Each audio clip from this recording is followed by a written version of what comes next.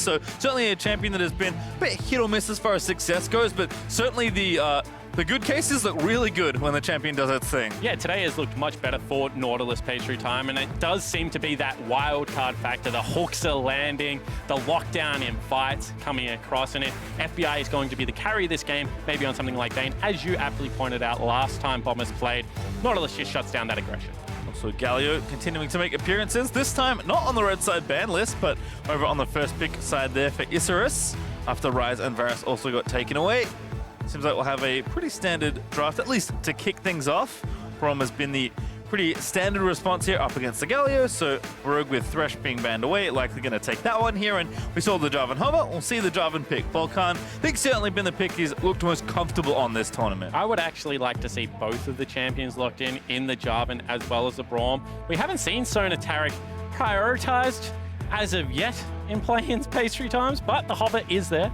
Again, I have to double check, but I believe FBI has played a different champion in every game, or at least almost every game of his tournament so far. Certainly playing Sona in the Sona Taric duo would be another difference, but it is going to be Braum for Rogue this time. I would have been surprised if they went with Sona Taric. FBI had a brief stint playing majors before relegated back to the AD carry position. Also failed a couple of times in funnel comps, but as far as standard AD carry play goes, certainly has proven his mettle so far at this tournament. Having a look at Isurus Gaming's lineup, would like to see them get another skill matchup for Buggax. This guy's had some shaky performances so far in MSI. However, his Akali did look good. It's still available. They were willing to pick it last time around. There is the Rek'Sai, so maybe the Akali slots in nicely here for Isurus. We've also seen Seiya play it today, so they are capable of playing it in both solos. Always good when they're taking flex picks. Also, thank you, Stats, for validating me. It has been 5 unique champions for FBI so far this tournament, as the Akali you mentioned is now locked in. And the early game aggression once again there for Isurus Gaming. If that is going to be Oddie and Seiya's champions, a lot of pressure can be exerted from this mid 2v2. Obviously failed first time around today.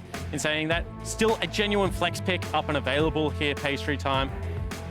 Now the choice is pretty difficult for the Bombers because you probably want to play something like the LeBlanc into the Aurelia mid, but we've seen Mimic have very shaky performances on champions not named Kennen, so grabbing him that as a priority does seem to be pretty high for the Bombers lineup. And that will be the last pick here in Phase 1 as we'll move into Phase 2 of bans. Jace will be removed from the pool. Again, is a pretty good pick against Kennen. As LeBlanc, though, pretty good against Akali, if there is going to be mid lane Akali there for Seiya, so that will get taken off the board. And with Ryze already banned away and Jace joining the ban list, there isn't all that many answers left to the Kennen available.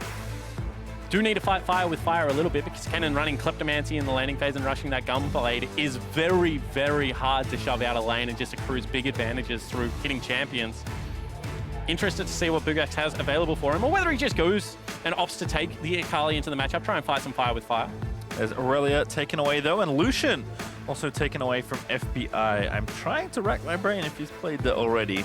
Gonna be tough to remember the 5 champions he's played, but I'll do my best. We'll see if FBI does have a 6th unique pick here. That would be it. That would also be different. Don't pick Teemo, though. He's not going to pick Teemo. I expect something like an Ashe or a Sivir come out from FBI. Blind pick Kalista or Vayne. Also potentially going to be on the cards. He's already played a Kalista PastryTime, unfortunately. Doubles up in the final game of this play-in stage. Impressive performance of his last Kalista game as well. Played it into a Kindred and was able to have a very good laning phase. Unfortunately, I believe they fell short in that game. I think it was against Fenerbahce. Have to rack my brains and check that one, but thinking about it, I think his laning phase was quite good, but fell over in the team fights. Yeah, it feels like that's somewhat been the story for Bombers duo lane. They have looked pretty good throughout the tournament so far. Warangelus going to go ahead and take Tristana. And historically, this was seen as a counter pick into the Kalista. Halo of Blades, I think, swung the match up a little bit. Of course, Triss can decide to match that if she wants some lane dominance. However, in more recent times, has not seemed to be the great lane counter as it once was. It was played a lot in the LPL as a lane counter when Kalista was at her height of power. And the Zoe again locked in. This champion has shown up massive in MSI play-ins, I feel. Even though the Sleepy Trouble bubble was nerfed the patch before, does seem to still pack quite a punch. I think Zoe's just so good in pro. I mean, a lot of players talk about how good she is in competitive for a lot of different reasons. There's a Yasuo to finish things off here for Bombers. one of Ryoma's signature champions, PastryTime, was a big assassin player when he burst onto the scene in the OPL. Playing for Seiya Gaming, was playing things like Yasuo. Is a very good matchup into the Zoe if you're able to get an early advantage. If you're on the back foot and you're just catching projectiles, cooldown of Windwall is a little bit too long, but look for them to play through that lane. With the AP top laner, BalKhan can visit Ryoma's lane. They've got great knockups to set him up for success here. Once again, genuinely good 1-3-1 available for the Bombers versus a very heavy 1-4 comp here for Isurus Gaming. Want to see Isurus, once again, try and get Seiya ahead, try and open up that river and allow him to rotate around. If he gets stuck in lane against Ryoma, I feel like this could be a tough one. I think you called it the river highway with Zoe early on. I think that's a pretty apt description of what happens when the map opens up and Zoe is able to play her game. Especially on blue side, if you can generate bottom lane push with the Zoe, and you can stand at that wall and just throw bubbles through the wall and pressure underneath turret, it becomes very oppressive to play against, especially with a squishy champion like the Kalista. So I feel like that's the crucial area of the map. Play towards bottom lane, allow Buggax to get towards that first item. He looks for his own solo kills on the Akali. You know, try and camp out mid, try and camp out bottom lane with your Rek'Sai, with your Zoe. See how it all transpires. It's one final game for these two teams to play as they'll finish off Group A here and finish off their play-in at MSI 2019. That's certainly a lot left to show here for the next 30 to 45 minutes, or maybe more. Maybe it'll be a very long game. I have to say, it has been quite fast-paced today. Teams have been really picking it up. Yeah, it would be really against the grain if we saw something over 40 minutes here. Most games around the 30-minute game time. However, there is some very good scaling on both of these sides. You know, Zoe as well as the Tristana only get better as the game goes on, and everyone knows the terror that is 6-item Yasuo if he's able to get towards that slot. Well, you can see a slight difference here in early trinkets as the teams move out. BalKhan does have a sweeper, so perhaps vision going to be denied away, or they have a Braum, and they're going to count this brush and see what happens. Buggax playing on the very corner of that brush is key. We'll be able to spot them as soon as they exit into river. And you can see that Mimic actually shows himself bottom lane for the Klepto proc, so if I'm Isurus Gaming, I think something funky is happening there.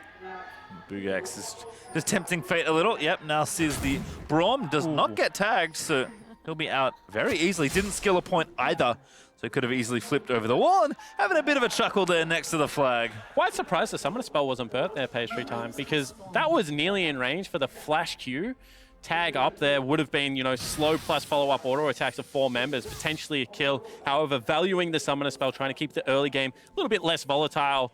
We've already seen how well FBI and Rogue play the laning phase of the game, potentially valuing that portion of the map as well, not wanting to give anything away. Well, looks like junglers will be kicking things off. We have a red start here for BalKhan and the same here for Oddie.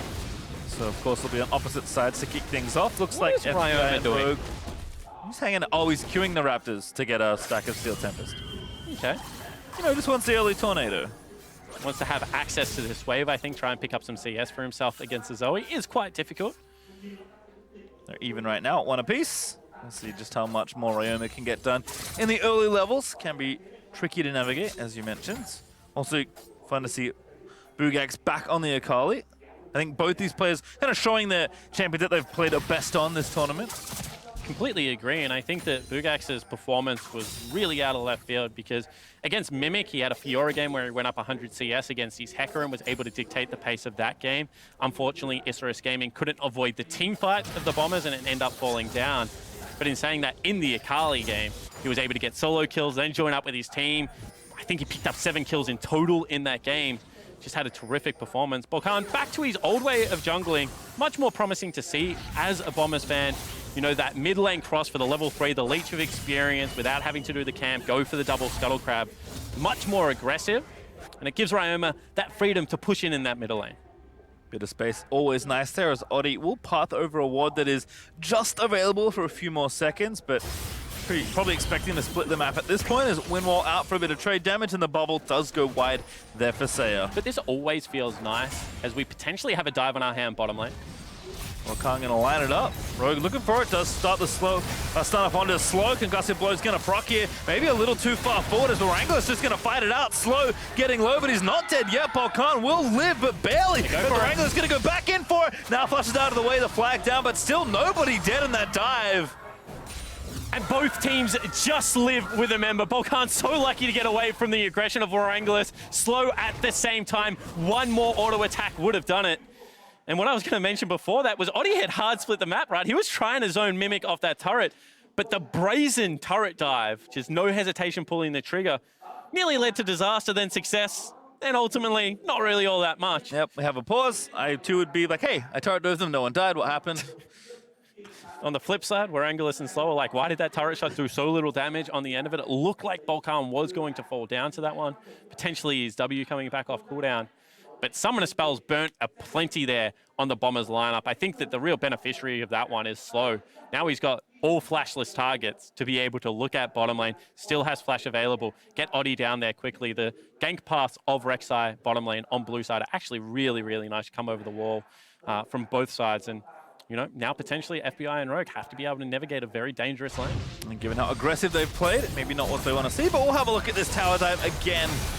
So the early channel of that taunt is really, really nice because it just creates a big zone that you can't attack in. I thought that turret shot was going to definitely kill BalKhan there, and then the leap over the wall. Unbreakable does get up in time. No, it wasn't Unbreakable, it was just stand behind me.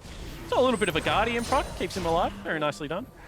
Not enough there from that last Q, though, from FBI to get the kill onto Slow. So everyone is alive still, and First Blood is ready for the taking. In all seriousness, from my joke before, it is an audio issue on stage for Bombers, so we'll get that fixed up ASAP and then jump ourselves back into the game. And you can see smiles on the Bombers captain's face as Rogue was turning around looking at the rest of his team. He's had quite an impressive tournament. Was seen as potentially one of the weaker players on the lineup, a star-stacked roster for the Bombers. No one is weak, obviously, within their domestic roster like all of these teams, but certainly has stood up on the international stage so far. However, coming into this game, I really do feel like if the Bombers are going to show the best performance in MSI, this is a must-win. And at the same time, Isurus Gaming, you know, we talked about their journey as a super team, finishing fourth, going the long way through the playoffs run, having to play 3 best-of-5s, going the distance so many times. You know, people had them as potentially the dark horse to upset in this group. I believe Frostgurin's exact words were they won't win the group, but they'll decide the outcome of the group. Obviously, that hasn't necessarily been the case, apart from the one upset victory over Fenerbahce. But have had moments where they look incredibly good, but also other times where they look a little bit uncoordinated and a little bit slow to the punch. Yeah, I mean, very well could have been, but I think Isurus should be commended for the good they have done in this MSI play-in stage. Looks like we are going to move ourselves back into the game in short order. So once that happens, we'll get back involved. Hopefully headsets fixed. Maybe that's why the turret dive went wrong. Potentially could be the case. Probably Obviously, not going to be much of an outlier here, however. They'll just kick off back into laning phase. And no harm, no foul on this one, PastryTime. Is interesting to once again see such a hard split of the map coming out of the Bombers. Would have expected BalKhan to be into that mid lane, into the top lane early on. That's where he's seen most success so far this tournament, leaving FBI and Rogue for the 2v2, but Ryoma seems to be doing quite well. That was quite the win wall. I believe that ate a bubble. Certainly did. And this is one of those lane matchups that can go wrong very, very quickly for a Zoe. If she has to build Arm Guard first, she really does run into mana pool issues, and then, you know, with mid lane priority, Jarvan's either able to deny away that blue buff. Obviously, Ryoma not going to need it. He's resourceless in this lane matchup, so can become quite a pain. Seiya doing a great job, however, right now to stay even in farm, Wave pushing into him, so he's very safe in the matchup so far. Ryoma, though, getting what he wants in the matchup at least, able to push it in and farm up pretty safely, which is always nice against the poke-heavy Zoe. Buggax also flipping away there from Mimic, who did want a few more Klepto procs using that Lightning Rush. But doing a terrific job in the lane so far is the top laner of Isurus Gaming. Going to be up in CS once again, allowing the wave to push back into him, creating avenues for Oddie to be able to come in. No real threat of a dive here with the Shroud up and available. Akali play has been good. I was watching the replay, actually, of his bottom lane triple kill. The walk back pass for the flawless execution there from the R. Like, definitely knows his way around the champion. Certainly seems comfortable. And with fleet footwork is getting through all the harassment that Mimic is able to dish out there on the Kennen. Well, not so lucky on that last few bit. But again, you're going to take your lumps in these matchups as Akali. And then really want to until you get Gunblade. Then you're going to try and dish some of them out, PastryTime. With Gunblade and Merc Treads, think there is so much kill threat here.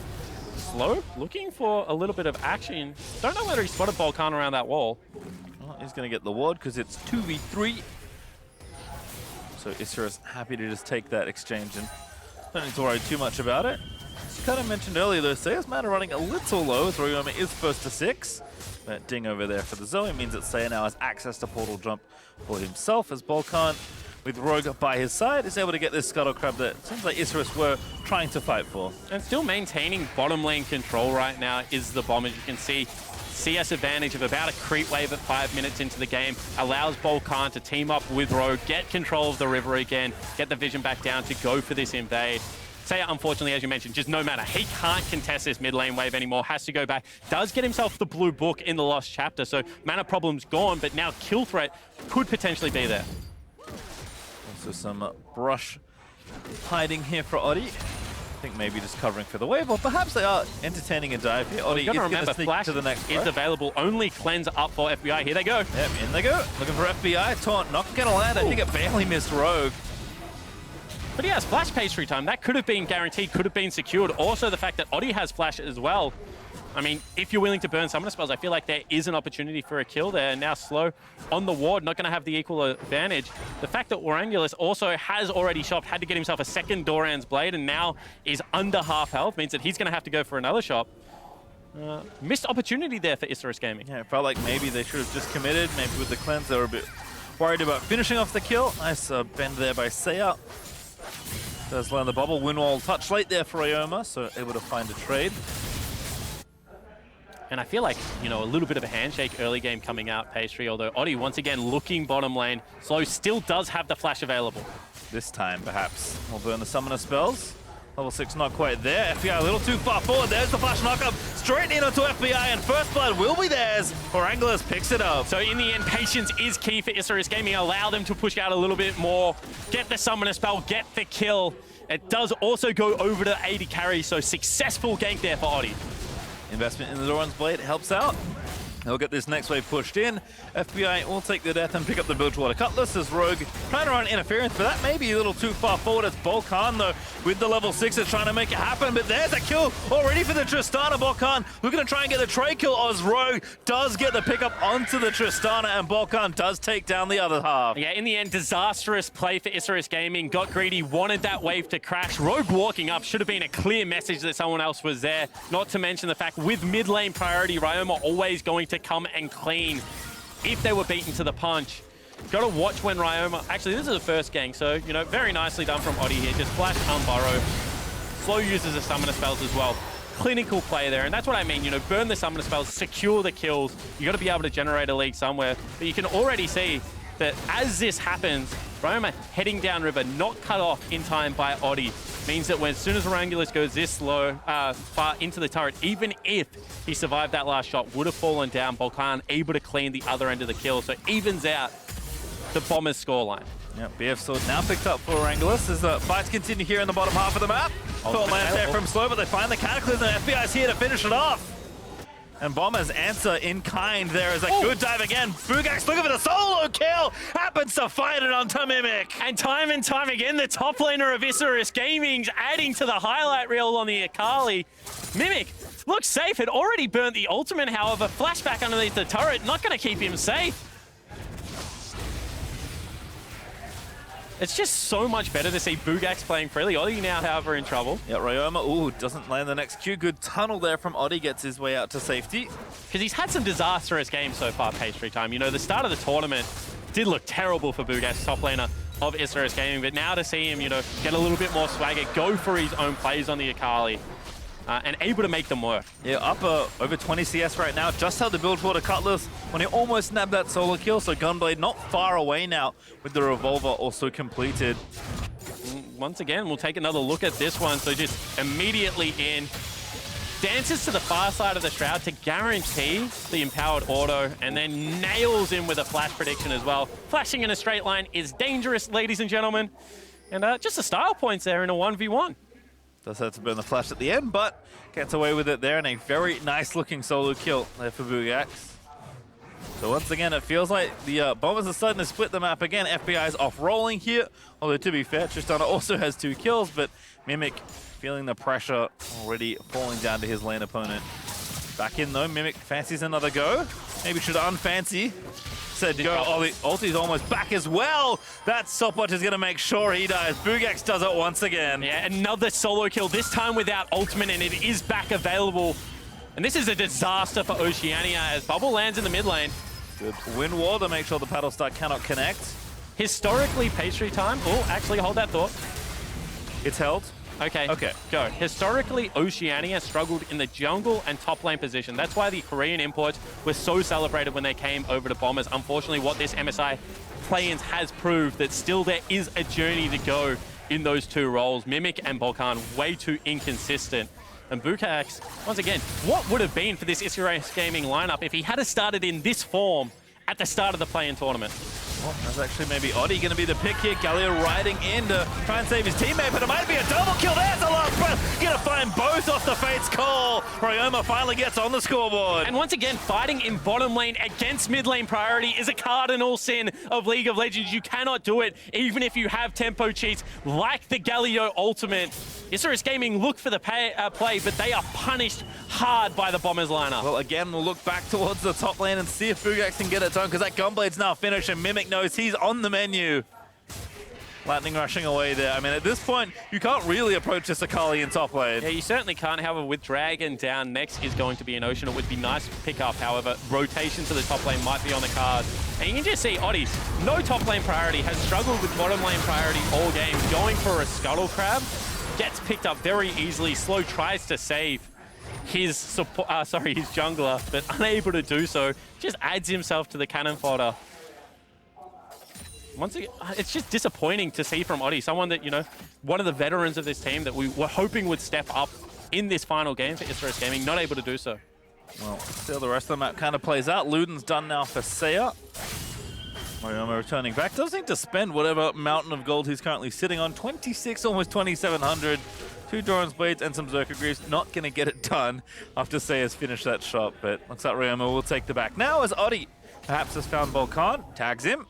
Does not follow. And Buggax looking for that kill as well. I feel like if you're BalKhan, top lane, no-go zone right now. If you don't bring Rogue with you, you just don't go there at all. That means that Oddie, on the back end of Ryoma's recall as well, should be able to set his team up with a nice Rift Herald against the flow of play. But once again, it feels like Isurus Gaming, even though they're in a 1,000 gold deficit, have firm control of this top side of the map. Certainly do. And that pressure from the Akali will mean that Rift Herald is started by Oddie and looks to be completed, as neither Mimic nor BalKhan can really get in the area. In fact, Jarvan finishes his recall. Ryoma gets exhausted. Seiya picked one up off the floor, but doesn't last for too much longer. And now with that static shiv, a lot more threat now, and some nice wave clear to try and match the Zoe a little bit. Certainly the case. However, I feel like that is where the Rift Herald really does come up trumps, because even though turret plating is falling in the next 30 seconds, the ability to open up that mid lane, you know, potentially force Ryoma to go side lane a little bit earlier than he would like to, could come up trumps here. See, mid lane. Looking for a knocker, but doesn't land it yet. The tornado is nice. Last breath, though, does not go through. Might have been out of range there. Seiya does go down, still able to finish off the kill. And now Oddie going to be the next one as well. Void Rush is there, but he can't finish off the last breath as the execute comes out. But BalKhan's still going to move forward, try and grab the kill. Oddie juking back and forth as he can. It's red buff chase. As Oddie just tunnels away to safety, BalKhan cannot connect with the flag and drag, not in range. So just a 1-for-1 as both mid laners die. Yeah, and the reason he didn't want to flag and drag in their PastryTime is because the W from Rek'Sai is going to win that interaction. There would be a knock up into a chomp, probably would fall down. Slow very low in this bottom lane. Bombers, however, do back away from the turret. You can just see 1-for-1 trades. Very close game at this stage. Blade of the Ruined King freshly finished for FBI. Look at, once again, BalKhan just on the map, constantly looking for dives. I feel like this bottom side of the river has been in firm control of the Bombers for the last few games. They haven't necessarily been able to convert it into goodness. But this time around, looks like first turret is going to fall. Ocean Dragon up and available should be the next objective. We'll see what happens in topside, actually, as Mimic finds Oddie, but burns the ulti, not able to get a kill. So, again, back to Buggax here for the pressure, and the Rift Herald channel will mean that it will be a trade, as the bottom outer turret does give Bombers that first brick gold, but shouldn't be too much more needed to finish off this turret in top lane. As Mimic maybe just hogging for some experience. I think maybe made a mistake. Buggax does find the first stun. PE finds the slow from the Gunblade. Rogue there. Looking to play coverage, but he still finds the snipe. The Shuriken needs a little bit more. Rogue trying to block it up with the flash Q. Seals it once again. And the 1v2 outplay this time for Buggax just goes for the turret guide anyway. Ignores Rogue. They get the turret, they get the kill, and single-handedly nearly keeping his team in this game. Yeah, like you mentioned, Bomber's still up in gold, but Buggax is making it look like that doesn't matter. Ryoma clears out the rest of these creeps. And Akali now finish up that Merc Treads and an needlessly large rod. Out for blood here. As looks like we'll be found out at the break. BalKhan does get the dragon. Finds the last breath knockup and slow. He just can't do it. You hate to see it. Now Ryoma looking for Warangelus. Going back in, Windwall on Mutra available. The Buster Shot's good and no knockups found there. So Warangelus going to look for the resets, but the shield is popped. And now the resets come out. Ryoma must flash away and does so. Really nice play from the AD carry of Isurus Gaming. Happy to take the 1v2. Already has the Infinity Edge there. Slow was so close. He's millimeters away from picking up that kill and the dragon. But really nice rotation down from Ryoma. Let's take another look at the 1v2 outplay, however. Mimic, as you said, just trying to leech EXP, trying to get Q. Thought Rogue was going to be in range, but this is the fun thing about Akali. In 1v2 situations, when people rely on skill shots to be able to tie you up, she's able to have so much agency in the outplay and does so right there. Now BalKhan thinks against the topside play, can sneak himself a dragon. We'll get it with 31 health left and live to tell the tale, but not sure that was the smartest play. Also curious to see Windwall used there by Ryoma. I think he did it just to cancel an animation, but he really would have wanted it here, trying to 1v1 the Triss. Yeah, I mean, Triss just jumping on people, also gets a flash out of Ryoma. Really nicely played by Warangelus, playing on the edge of what is dangerous, but what is accomplishable on this Tristana right now. Seiya getting tagged, FBI out for blood, but does not follow through. Seiya, though, does eat a pretty big chunk of damage, as looks like Bombers might be moving their lanes around. Ryoma has finally been promoted to the side lane. I don't know if it's a promotion for Yasuo. Yeah, and now going to be building up on the new Wits End. Really nice item here, especially given the fact that both of the side lanes are AP users. Mimic, though, in some trouble this time, though. It's not the Akali, it's Warangelus that's up there to the top lane and making a pretty good go with that 1v1, actually forcing Mimic to ulti. Yeah, the trade of the ultimate for the Tristana rocket jump is certainly in Tristana's favor there, and the fact that this Tristana is able to go toe-to-toe with the Kennen is a really bad news story for the Bombers. He is currently 60 CS down. On the flip side, you have to say that Warangelus struggling into FBI. Does have the 3 kills, however, is also, you know, in a 55 CS deficit. And once again, the map just split between these two teams. The dam of top lane certainly broken, but it looks like FBI and Rogue have done their job one more time. FBI now in mid lane looking for slow, gets a big chunk of damage down. Teleport bottom lane, however. Committed. Ryoma down here, Oddie is there. Mimic actually trying to make a play cross-map this time around. His own lane wasn't so fun, but Buggax going to try and get out of there. Good save there on the Shuriken. As Seiya now the next target, FBI in, finds the stun, that's going to be a kill. Galio roaming in, oh, good attempt from Rogue, but still not quite able to grab the knockup. Still might be there, as Slow going to get rendered to death. FBI still going to chase and hop around, and that's 2 kills over the Bombers. And time again, Slow trying to save teammates, however, Oddie in trouble now. Make it 3, knockup lands, there's the last breath, and that's just so easy for Ryoma. Oh, not that easy, maybe. Is Oddie still trying to dance away, tunnels to safety. Maybe out of there, running in towards his AD carry. Mimic there also going to get jumped on as Oddie still getting chased through. Mimic looking to get 1v1. Raptors is able to land it, and that's actually Oddie out as well. ISG find their way out. Maybe? All right, never mind. There's 2 members of Bombers here. Raptors going to find his way out valiantly, but still a shutdown instead. Gifted over to FBI. No teammates left to run to. Cue the Yakety Sax pastry time. A little bit of Fiesta on the cards there. Fight in the mid lane, spills over to top lane jungle as well. The AD carry of Isurus Gaming gets some style points for a solo kill on a solo laner.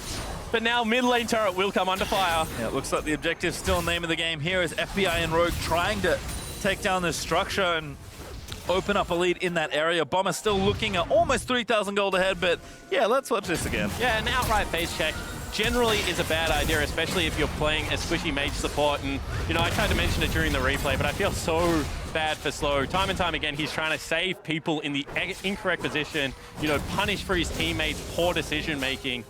And this looked like it was a free kill, Pastry. I was with you know, taking turret shots left, right, and center. You bring the Yasuo into range, but unfortunately, high, wide, and not very handsome was that Steel Tempest from the Yasuo. Very nice flash and escape from Oddie. And we save Mimic the embarrassment of watching him get killed solo by a Tristana. Yeah, only 3 deaths. Ignore the one in the middle there that looks like a 4. Mimic, though, certainly having a rough game. Gunblade is done, but just kind of taking whatever scraps are left under his turret at this point. But checking in with the items, you know, the Bombers Mid laner and AD carrier are in such powerful positions right now. It's going to be 2.5 items for FBI, 2 completed items for this man. This will be fun. Ryoma with the wits end now finished, looking to try and get the solo kill of his own onto Buggax, the solo kill master this go around. Will force to be used the flip and both charges of the ulti to get out safely. But Ryoma using that ignite, certainly showing that 1v1 he might have the edge right now. And good patience shown from Ryoma. You could see that Rogue actually mid lane. Looking again, slow. Getting constantly picked on here by FBI. Warangelus and Oddie able to clear some of that out. FBI is forced to burn the cleanse due to a bubble that was thrown out there by Seiya. Ryoma also getting a ton of work done. Actually going for the tower dive here onto Buggax. Oh, misses that Q. Wind wall's nice, but I think that's going to be it. Q flashes, looks for it there, but there's the flash Q. Ryoma looking for the outplay, and he finds it! And now Oddie down here. Can't outplay this. Yeah, that's goodbye. Oddie able to get the kill there with the Foydra. And just as I'm complimenting his patience, the solo laner for the Bombers goes for the 1v1 turret dive. He knew that Oddie was pushing into that bottom lane turret dive mid. Oh, that knock-up landed there for Rogue. Mimic now going to find the ulti. Chain stuns are good. And Mimic finally finds something, able to get the snipe. Fates call out there for FBI as Rogue goes intentionally too deep. And the tower, maybe the most important objective as Bombers finally take down another structure. And I feel like the tempo of this game really has started to accelerate. You can see Bombers willing to turret dive now, playing with some confidence. 4,000 gold in the lead. They're going to pick themselves up the third dragon, knocking down a couple of outer turrets as well. The transition into mid does seem very easy right now for Ryoma. Let's take another look at the 1v1. You can see already that members of Isurus Gaming are heading down in that direction. You have the Galio, you have the Rek'Sai. That's why this was such a dangerous play. If only Buggax was a little bit more patient, I feel like the cleanup crew would have been there even without the trade, but still, the Prey Seeker finds its mark. Oddie cleans it up.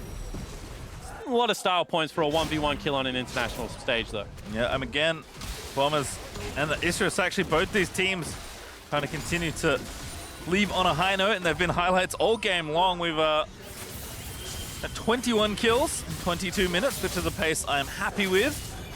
But it does feel like the Yasuo hypiness meter is causing the rest of the Bombers to rise up with Ryoma as he starts to gain traction in the side lane. And interested to see the fact that Ryoma, who is level 15 right now, 2 levels over his opponent, is still in bottom lane. You know, without the teleport available, with Baron a very real objective, thought they would like to play him around the top side of the map. There is also a tier 1 turret for him to still take. You can see Mimic, who is quite far behind at this stage, 2 level down on his lane opponent, can't threaten that. At the same time, Isurus Gaming need to play around that man on your screen. I feel like Warangelus on one more item, if he gets himself a rapid fire cannon, becomes a big team fight threat against this Bombers lineup. Has to deal with a couple of walls, unfortunately, but with that range and all of the peel that he has, should be quite safe in these fights. Good rotation here, though, from Isurus, looking to equalize the structures. They do take down the mid-outer turret. And actually, Buggax getting work done there on the bottom outer might be the first of 3 here for Isurus. Rogue, we're going to try and make the play, but the Fate's Call does not land. So that's just going to be tower over to Isurus as they take 2 in a few short seconds. Yeah, really nicely done from Isurus Gaming. Fought for mid lane priority. Now chasing Bombers out of there as well. Mimic, though, may be able to get the turret, so in the extended trade, we actually might even things back up as far as towers go. Bombers do need to get out safely, but they'll move FBI in towards the top half, so this outer turret will take some damage, although Oddie is here, and Mimic does not have teammates around right now. Do have 2 waiting in the wing, however. Yeah, Oddie going to go for it. That may be his demise. Going to get taken down. FBI unstoppable, as Oddie took that bait real quickly. An interesting play there from the jungler of Isurus Gaming. Might mean that the Baron goes over to the Bombers. Well, they are going to start it. They've got the Kalista. They've got BalKhan healthy and ready with the smite. Blue Trinket, we'll see, it has been started, but can they stop it is the question. Here comes Buggax.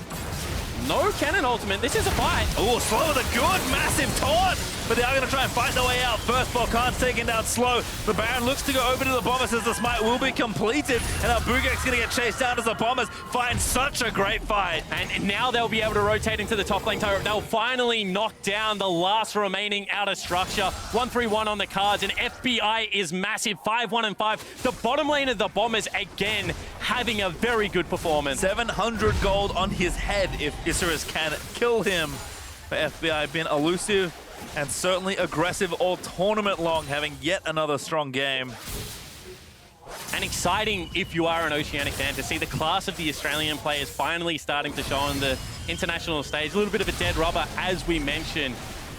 But now it becomes difficult for Isurus Gaming to be able to perform in this game. Once again, a 1-3-1 with Baron buff is hard to withstand. It looked like a great start to the fight. However, the Braum ultimate perfectly timed to get Ryoma in one more. They pick up the Baron. It was quite low. I think it was actually an auto attack securing it there from the Jarvan. But no harm, no foul. They pick up the couple of kills and are able to secure the objective. And as far as that 1-3-1 goes, Ryoma has now finished his Infinity Edge. So that side lane going to be even better. As Bombers look to push down a few more turrets. It's even right now, but they're looking to change that with his Baron as the gold, and hopefully for them the objectives tick up as well. Isurus, though, certainly not interested in giving things away for free. Yeah, an indecision there from the Bombers. They group as 5 in the mid lane, however, can't really affect the siege. Wind Wall as well as Unbreakable are really powerful tools in these siege scenarios, so maybe would have been a good idea to stay grouped as 5. Now, however, Poke can start to register, and Isurus Gaming trying to fight back here in the mid lane. Bombers again back towards the mid lane, looking to try and knock down the tower. Also, Ryoma working on his 1v1. Looks like this turret will fall here in mid, as that's 5 actually, as the minions in bot lane managed to finish that off with imagine some help from Baron. Yeah, Mimic needs to go get that top lane as well. Looks like it's slowly pushing against it. Gives a window for Oddie. 1v2 time, perhaps TP in there. Last pass gonna land. He goes in, back onto Oddie. Ryoma gonna make it good. Dives back in, but that stun is massive. Mimic though makes it into the fight to get himself a kill, but he will die on the back end of it. BalKhan dives in, tries to take Buggax, but he can't grab it as ISG able to answer back resoundingly. And a little bit too hypey there from the Bombers. They continue though. So is that play. Oh, Fate's call was there. Always forget it as Bro goes in, looks to lock up the Zoe. Seiya though with a nice stopwatch. Might protect him as Warangelus still looking to go back in. FBI with a cleanse, trying to make the highlight play, but he gets shut down. The 1,000 gold gifted over to the AD, and that's disastrous for the Bombers. And Isurus Gaming slam their door shut. That's against the Baron. They wipe out the members of the Bombers. They only lose 2 for their troubles. Back within 4,000 gold, will grab themselves the Dragon on the exit as well. PastryTime. Just look like greedy play. Look like undisciplined. You know, you see Mimic going top. He wants to take the last out of turret. Ryoma again looks for the outplay. Not able to get it. Great knockoff onto Mimic. Negates a lot of his effectiveness. Just chain CC by slow. And you can see FBI and Rogue, the 2 strongest member of the Bombers lineup, are just not there for the whole team. And then they say, you know what? All the cooldowns are gone. Maybe we can impact some change. But the Isurus Gaming members more than equal to this task.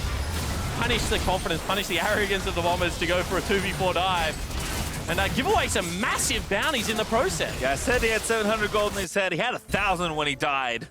So went to the worst possible player it could have, as well as Warangelus finds himself now at 3.5 items, matching Kalista very quickly and on a very different champion when the late game rolls around. And as I mentioned, it's going to be difficult to get onto the Tristana. You've got yourself a Buster Shot to get rid of either a Yasuo or the Kennen. You know, with summoner spells available, very hard to tie up the rocket jump as well as the flash and the heal. If a QSS comes out anytime soon, PastryTime, I think it should have been there instead of that Vamp Scepter impact. It's going to be difficult. FBI fighting Warangelus, but there's Rogue to tip the balance. FBI, though, did try some standing DPS and I think failed that test. Yeah, I think it was a kind of pass mark for now. It does have the GA and was very, very confident in going toe-to-toe. Had to look for some support for his teammates after the Hail of Blades fallen off, but at least for the 3 auto attack, look competitive. That's true. Also, forgot about the GA, so maybe just fancying himself in any sort of Mortal Kombat situation. So trying to clean out these minions here in the top side as Bombers kind of in the position they want it to be, but they don't have Baron anymore. Yeah, I would really like to just see the Bombers slow down and, you know, regain control over the bottom lane, allow the split push to set up, get some deep wards top, look for the last outer turret and a clean Baron set up in a minute's time. This game was tracking for, you know, a promising end to the tournament for the Oceanic representative. It's got very sloppy. At the same time for Isurus Gaming, I think, you know, you just wait for the Bloodthirster to come through and you roll the dice on one more team fight. You hope that the backline threat, the Buggax, who's, you know, got himself the 3 items and a death cap at this stage of the game, is enough to deter either Ryoma or FBI from the backline. Mimic is debate this go around there. Shroud already committed. Here's Ryoma, but Buggax still invisible. Oh. Gets the kill. Ryoma needs to keep going, but I think he might be out. The Ignite is going to be close. He does die to Ryoma, who's actually going to last breath onto slow. Seiya is late as long as Oddie and Warangelus are also in pursuit, but he's going to try and get the kill, and he will pay for that greed. And time again, the Bombers are looking for this side lane attack, and it is not working. Isurus Gaming equal to the task of being able to rotate down there. Now, FBI and Rogue also chase off this mid lane wave. The fortitude of this team to continue. You can see that this is Mimic going in, gets the stun down, and that should have been Azonya's Hourglass. You knew that he had to be in the Shroud. Instead, the mini stun registering will pick up the kill during that. And it looked like Ryoma could have just dashed away here. But he wanted to go for the 1v1 one more time, PastryTime. I feel like this is starting to become very troublesome for the mid laner of the Bombers. And it's Warangelus again, who is the main recipient of the Bombers' greed. Yeah, so, you know, it infects us all sometimes spawn. You get excited, you start to pick up items and try and make a montage instead of win the game. Yeah, and now defend the 4-item Tristana. Legitimate win condition. You know, you have to be very worried if you start up a Baron buff and the Tristana is able to just sit at max range, now level 15, and takes pop shots at you with all of that damage. Like, one more defensive item coming out, whether it is going to be something like the Merc Scimitar or the GA, I feel like nearly tips this game over the edge to where it's now Isurus Gaming favored. And again, remember, Bomber's still up about 3,000-4,000 gold. Still have plenty of map control to try and play with, but running out of time here and running out of answers, it feels like.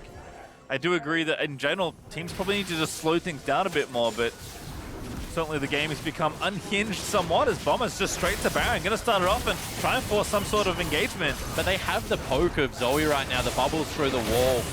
And once again, Tristana going to be hard to get onto. Wind wall down. Bomber's going to look for the re-engage. They find the last breath, but only onto slow. They're going to look to try and take down the AD. They need to get a carry. They will get slow, but again, untouched here for Warangelus. The buster shot of the absolute gods prevents Ryoma from going back in. And Buggax now going to find that snipe. BalKhan low going to get shut down, and now will resurrect. The next bubble lands. FBI now the target, and this is going to be it for Isurus. They're going to win the fight resoundingly as FBI GAs to only die.